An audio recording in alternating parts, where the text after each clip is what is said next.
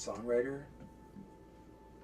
I'm an atheist, I'm an activist, I'm a lover and a fighter. You know, I'm all of that.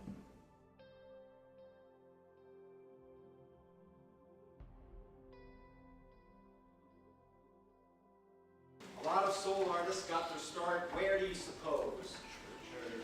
Church. Before James Brown was even James Brown, he was a drummer, he was a blues artist originally. My band got its start in contemporary Christian music, but when we started in 1980, the people that were buying that kind of music were just kind of getting used to people with long hair playing guitars in churches and stuff, and here we come, tattoos and piercings and mohawks and boots and stuff, playing this loud, intense and thrashing music. And we came from the streets, you know, from nightclubs and stuff like that. And what happened was a lot of younger church-going kids latched onto what we were doing outside the church. And I think what, you know, looking back on it, it seems to me what happened was that kind of forced the church's hand. They can either bring us in or not. Well, we were more like a production company.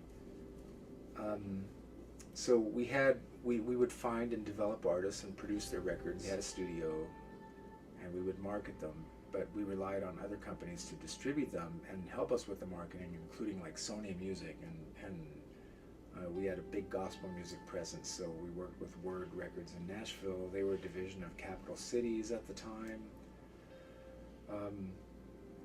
So yeah, I was doing that while I was in the band too. I'd been out of the music industry for a couple of years at that point. So I'm working on that music degree just over the years, you know, it took 5 years I think to do.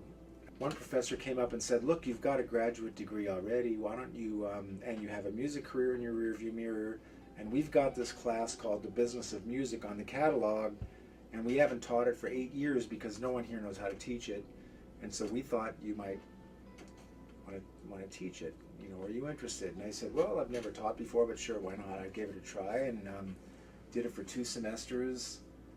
That same professor then came up and said, there's this job opening in Virginia. You ought to have a look at it, this James Madison University. So just on a whim, I was ready to graduate. That was my last semester. So I thought, what the heck, I'll send him a resume. And I did, and here I am.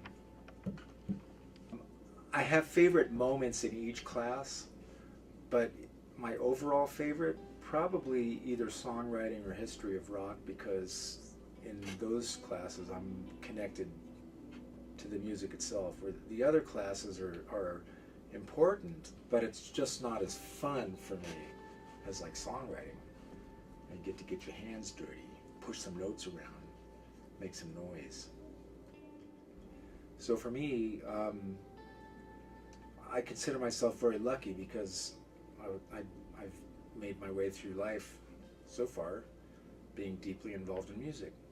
It's not a bad way to go.